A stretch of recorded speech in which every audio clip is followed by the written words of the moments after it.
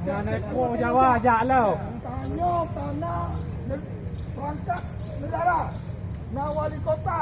Wali kota Polres bersama kita. Beyo. Hei Wahabi. Putra wali kota. Wajah dah mengaku ada sudah wajah Wahabi kat Omar Madu. Bukan juri-juri ibu telakan bau.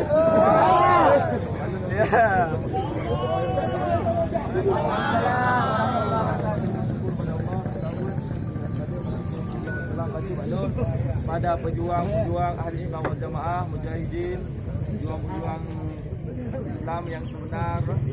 Pertama ada gentar, Allah beri kemenangan dan kalau hampir bersatu dengannya walaupun komando insya-Allah. Kita yakin akan mengarah kepada persatuan dan tegaknya Islam secara kafah. Ahli sunnah wal jamaah menuju ke kafahan. Yang pertama mencamkan, menanamkan dalam benak danyo, nyo rajehnya danyo satu. Nyo kan? Ya. Urang Aceh ada pecah-pecah nyo kan? Ya. Uronyo tugas danyo jame Wahabinya payah kali dari Aceh. Pernah pegawai keonaran sesama masjid tidak? Hana. Ya, hanya ingat, danyo hana pernah bermusuhan dengan Masjid Oman tidak? Tidak. Pengurusnya, imam masjidnya, ya, urinci danyo, saudara danyo. Yang perletan awak Wahabi yang tegak ulua, yang jak pekuto, utak pikiran orang Aceh. Yang jak pekafe, mak ngok ayah Nabi. Yang jak pengharum maulud. Pengharum jak ziarah kubur. Binatangnya payah talik dari Aceh. Baik sampai danyo pecah kau konflik drogeronyo yang paling kamu peringatkan.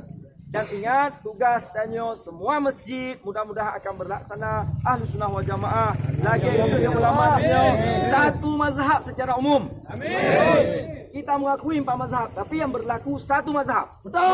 Ahli sunnah wal jamaah. Betul. Imam Syafi'i. Beliau yang berlaku secara umum sehingga hana karule di Aceh. Taknya hana piu kecuali mandu masjid di Aceh ka lagi zaman. Keban jaman di Aceh, mandu masjid pakai tongkat, nyo kan? Ya. Mandu masjid sembahyang 20, nyo kan? Ya. Mandu masjid nak maulud, nyo kan? Ya.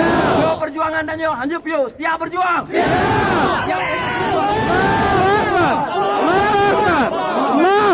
Tanya kembali, sengah dikurang kumpul bak wali kota, tanya desak wali kota, tanya pegawai pertemuan dengan mandum pengurus masjid.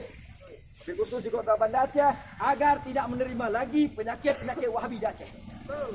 Takbir. Allah. Wahabi. Dengan damai. Masuk masalah Wahabi yang ada di Aceh. Wajib keluar. Yang dah di Aceh. Wahabi di Aceh Wajib. Ada yang lahir ke wajib kebi. Nyai Arab bagaimana bukan tidak Arab. Bang iman utianya. Mau iman ibu ya.